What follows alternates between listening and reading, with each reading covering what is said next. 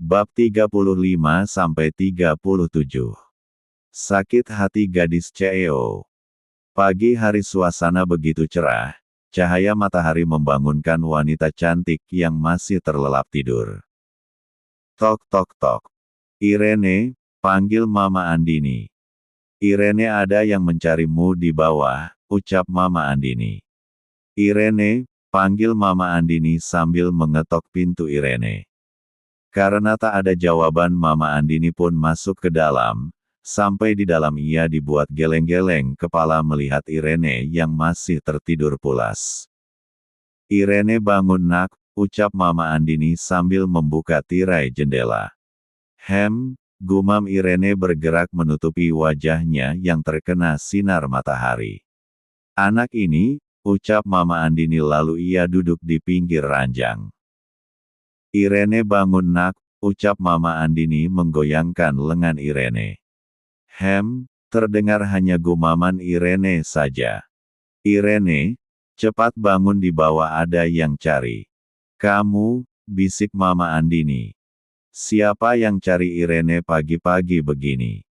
Ucap Irene masih menutup matanya. Dia bilang dia pacarmu, emang kamu sudah punya pacar Irene?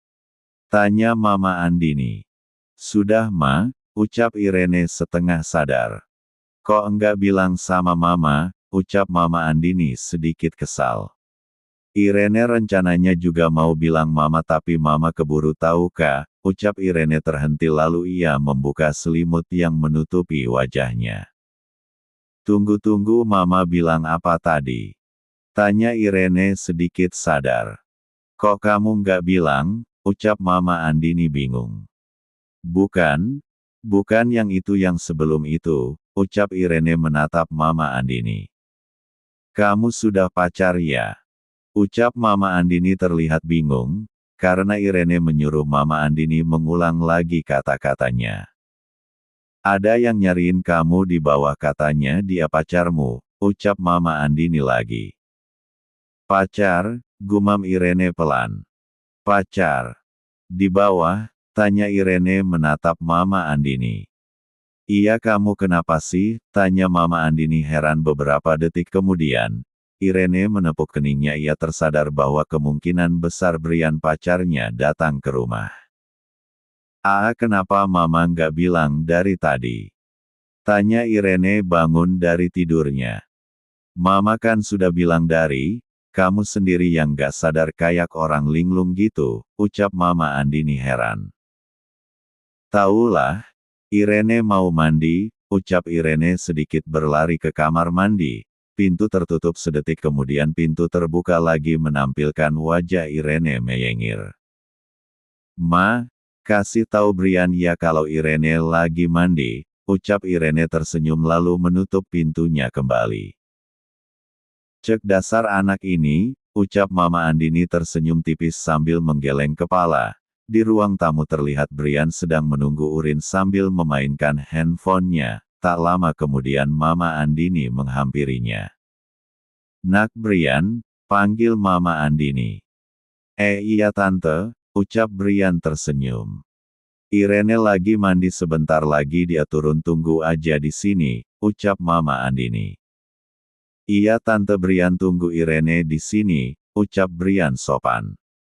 Tapi maaf ya Nak Brian, Tante tidak bisa temani Nak Brian ngobrol soalnya Tante mau pergi dulu, kata Mama Andini. Iya Tante, gak apa-apa, apa perlu Brian anterin Tante, tawar Brian. Nggak perlu Nak Brian, kamu tunggu Irene saja di sini, tolak Mama Andini. Beneran gak apa-apa nih Tante? Tanya Brian. Iya gak apa-apa, ya udah Tante pergi dulu ya, bye, ucap Mama Andini melambaikan tangan sambil berjalan keluar, sedangkan Brian hanya tersenyum lalu ia duduk melanjutkan memainkan handphonenya. Sedangkan di kamar ayah, terlihat ia sudah bangun karena hari ini ia janjian dengan temannya. Haus kali aku. Ambil minum dulu lah, aku masih ada 1 jam untuk siap-siap, ucap ayah melihat jam dinding. Ia pun turun dari ranjangnya memakai sendal lalu menguncir rambutnya asal-asalan, kemudian keluar menuruni tangga. Saat sampai di tengah tangga ia memelankan jalannya karena melihat seorang pria duduk di ruang tamu. Siapa itu? Apa mungkin pacar Kak Renren? Gumam ayah terus memperhatikan Brian. Tapi kok rasanya aku pernah lihat ya, tapi di mana? Ucap ayah sambil mengingat-ingat. Ah sudahlah, ucap ayah karena tak mengingat apapun. Ia pun meneruskan jalannya menuju dapur tanpa mau menyapa Brian. Sampai di dapur ayah ketemu sama-sama asisten L, karena jiwa penasaran dengan pria di ruang tamu ia pun bertanya pada asisten L. Kak L, panggil ayah saat di samping asisten L yang sedang mengambil minuman.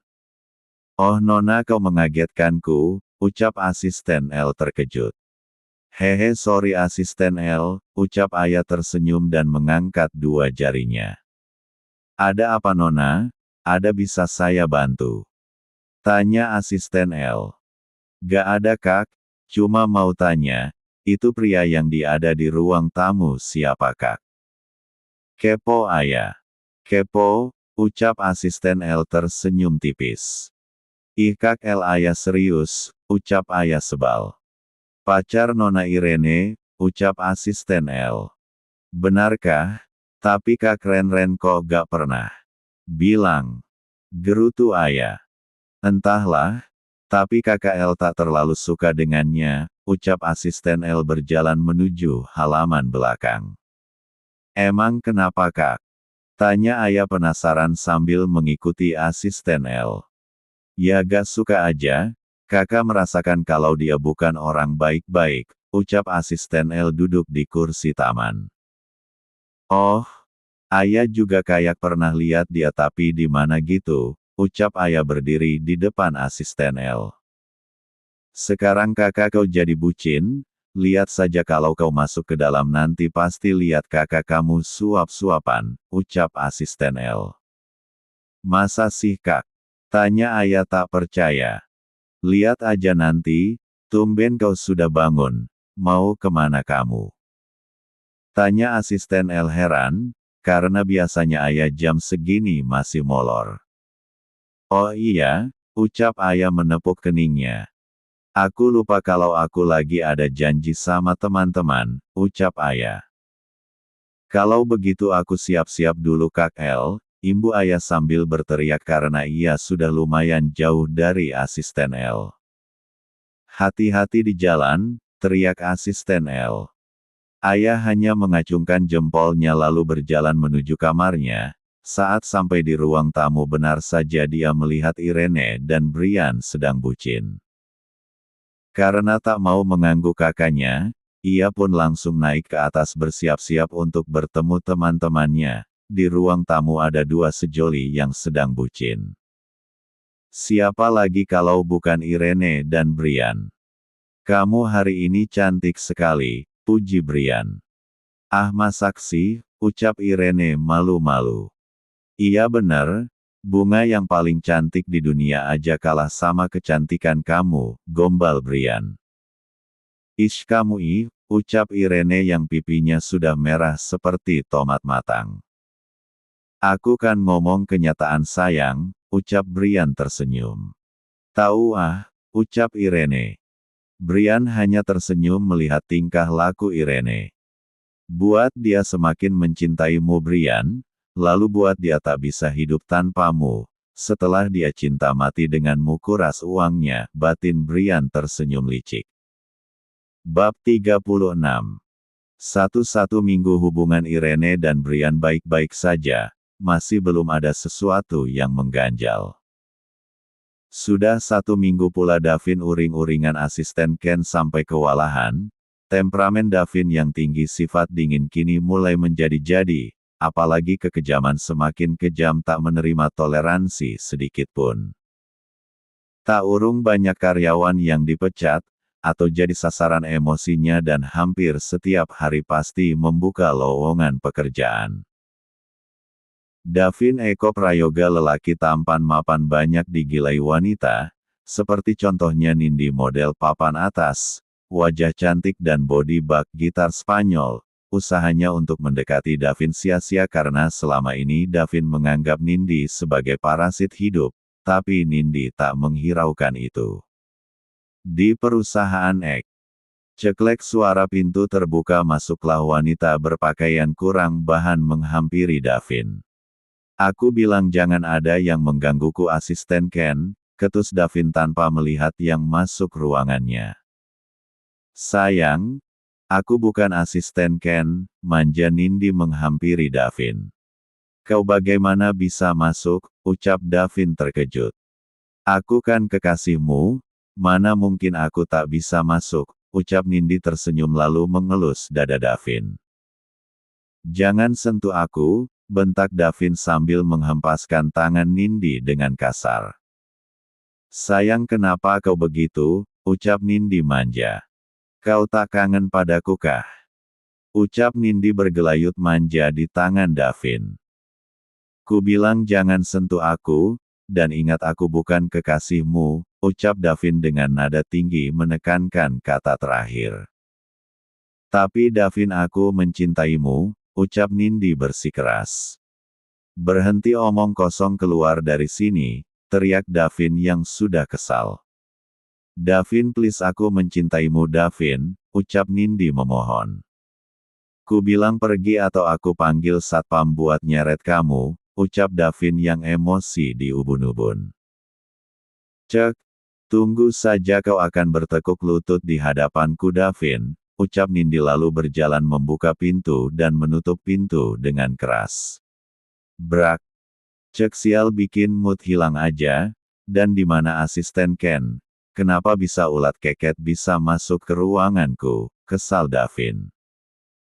Cabut ajalah daripada gue gak mood buat kerja, ucap Davin, lalu mengambil jasnya dan memakainya. Ia berjalan keluar, saat di luar ternyata ada asisten Ken. Ia ingin bertanya kenapa ular keket bisa masuk. Hei asisten Ken, kemana kau, kesal Davin. Saya abis dari toilet tuan. Emang ada yang perlu tuan butuhkan? Tanya asisten Ken bingung karena raut wajah tuannya seperti orang kesal. Cek, pantas saja dia bisa masuk, lain kali jangan biarkan ulat keket masuk ke ruanganku, titah Davin lalu pergi tanpa menunggu jawaban asisten Ken. Asisten yang masih kebingungan hanya diam saja, sambil memikirkan bagaimana mana bisa ulat keket bisa masuk ke ruangan Tuan Davin. Davin sudah sampai di lobi kantor, lalu ia berjalan menuju mobil sportnya yang ia sengaja tinggal di kantor. Membuka pintunya, ia lalu masuk ke dalam, menutup kembali pintunya, kemudian Davin menjalankan mobilnya memecah jalanan kota. Enaknya kemana ya? Gumam Davin celingukan. Setelah lumayan lama, ia mengendarai mobilnya. Ia akhirnya berhenti di sebuah taman, entah kenapa ia tertarik untuk turun. Sampai di taman ia pun duduk di kursi taman, melihat sekeliling lalu menyenderkan punggungnya, matanya menatap ke atas. Perlahan ia menutup matanya. Beberapa menit sudah menutup matanya, ia merasa moodnya sudah membaik. Lalu ia membuka matanya. Sebaiknya ia kembali ke kantor, sebelum pekerjaannya menumpuk. Saat akan melangkah ia seperti mendengar suara tangisan anak. Ia pun memastikan pendengarannya. Kok gue dengar suara anak kecil nangis ya, gumam Davin. Masak si jurik di siang bolong, gumam Davin sambil mencari sumber suara. Kayaknya di sekitar sini deh, ucap Davin celingukan mencari suara. Saat ia menoleh sebelah kanan ia melihat seorang anak kecil yang sedang menangis di bawah pohon. Itu orang apa hantu ya? Ucap Davin saat melihat anak itu. Gue samperin aja lah, mana mungkin hantu di siang bolong, ucap Davin lalu ia menghampiri anak itu. Dek, kenapa nangis di sini? Tanya Davin yang sudah di depan anak kecil itu. Anak kecil itu menoleh ke arah Davin beberapa detik kemudian, ia kembali menundukkan kepalanya. Adek kenapa di sini di mana orang tuamu? Tanya Davin pelanem. Dev nggak punya orang tua, ucap Dev masih sesenggukan. Ya anak kecil yang menangis adalah Dev, anak yang pernah Irene selamatkan. Terus adek tinggalnya di mana? Tanya Davin. Davin lupa jalannya, ucap Dev. Kok bisa ada di sini, emang dari mana mau kemana? Tanya Davin heran karena Dev masih memakai seragam sekolah. Dev pulang sekolah mau ke rumah kakak cantik, tetapi Dev enggak tahu rumahnya, ucap Dev sedih. Ya sudah kalau begitu kakak anterin Dev pulang ke rumah Dev ya, ucap Davin. Dev ingat nggak Dev tinggal di rumah mana? Tanya Davin. Dev hanya ingat kalau Dev tinggal di panti asuhan Permata, ucap Dev mengingat-ingat. Panti asuhan Permata, panti asuhan yang itu kali ya, coba tanya deh batin Davin. Dev tinggal di panti asuhan Permata, bener nggak kalau ibu panti namanya Ibu Ririn, tanya Davin. Dev pun mengangguk mengiyakan perkataan Davin.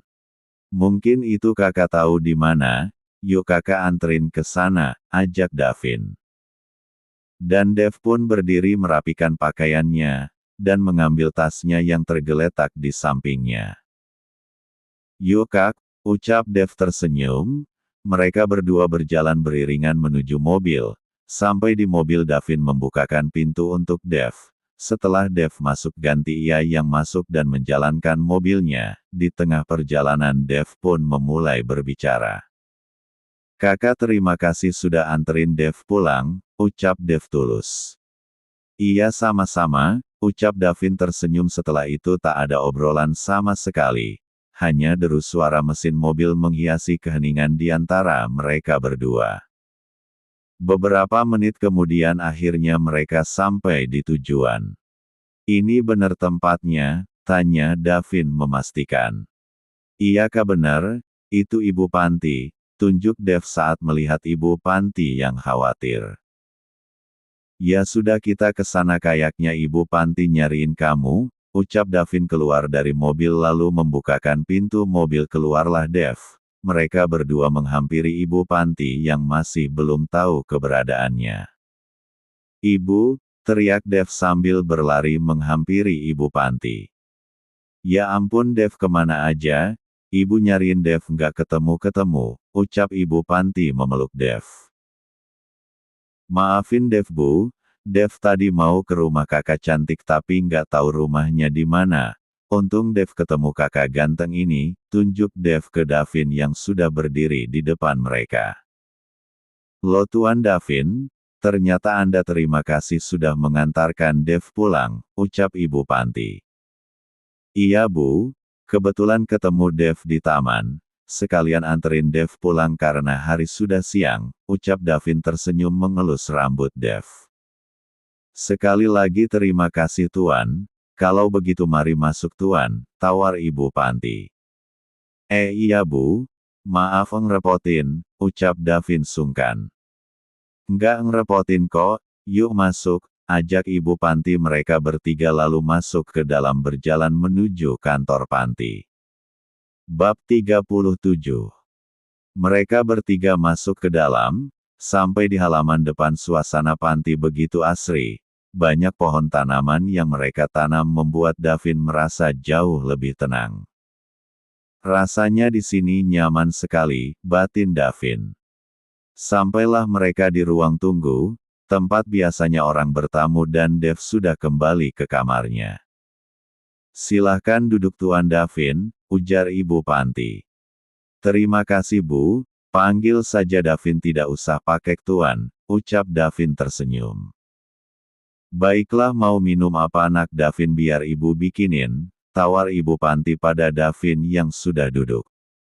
Gak usah Bu nanti Davin ngerepotin ibu lagi, ucap Davin sungkan.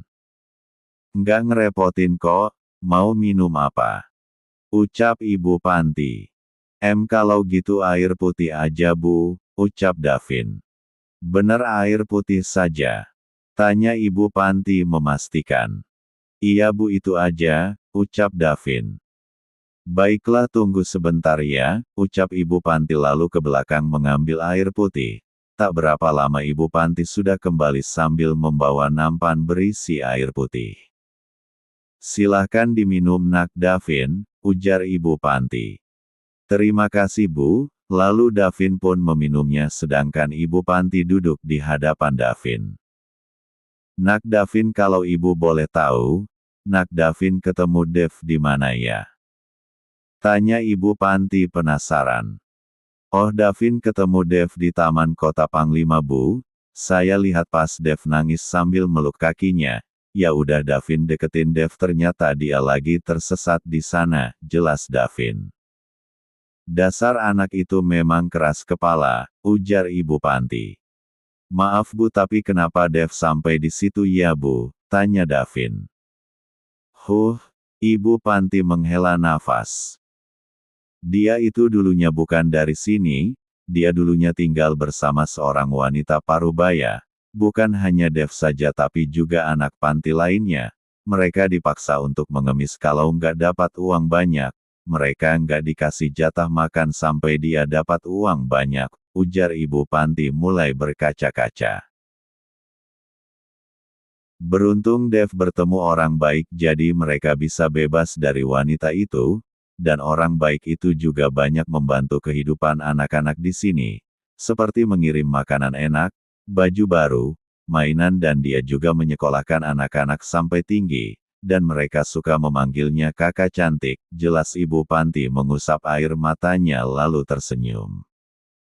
Jadi karena itu Dev nekat pergi sendiri Bu, tanya Davin. Iya Nak, Ibu sudah bilang pada Dev tunggu kakak cantiknya datang kemari. Tapi Dev ngotot ingin ketemu kakak cantik katanya, ucap Ibu Panti bingung. Emang Ibu tidak diberitahu alamat rumahnya Bu? Atau tempat bekerja mungkin? Tanya Davin. Itu masalahnya Ibu lupa terus mau bertanya, ucap Ibu Panti. Oh, kalau nomor teleponnya pasti ada kan Bu? Tanya Davin. Ada kalau nomor teleponnya. Tapi Ibu nggak enak kalau terus merepotkan dia, ucap Ibu Panti. Kalau boleh, Davin minta nomor teleponnya, siapa tahu nanti Davin bisa ketemu orangnya, tawar Davin. Boleh Nak Davin, tunggu sebentar ya, ucap Ibu Panti senang. Davin pun mengangguk lalu Ibu Panti mengambil catatan nomor telepon. Setelah dapat Ibu Panti menyerahkan pada Davin. Ini Nak nomor teleponnya, lalu nggak salah itu nomor telepon kantor kayaknya, ucap Ibu Panti.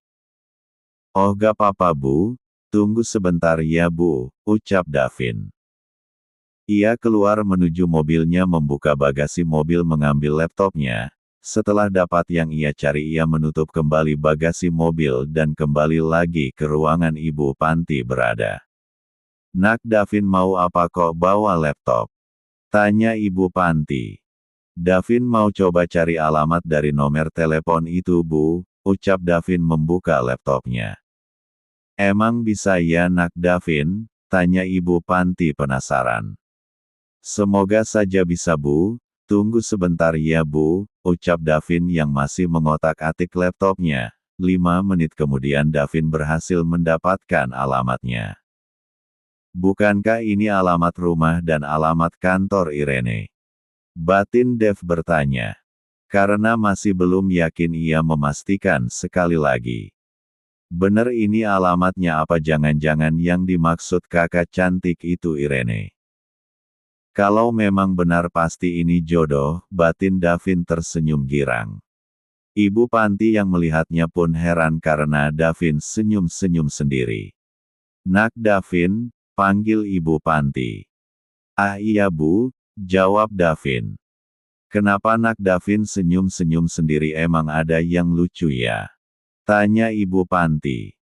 Enggak Bu, ucap Davin malu karena terciduk Ibu Panti. Ternyata kau juga punya malu ya Davin.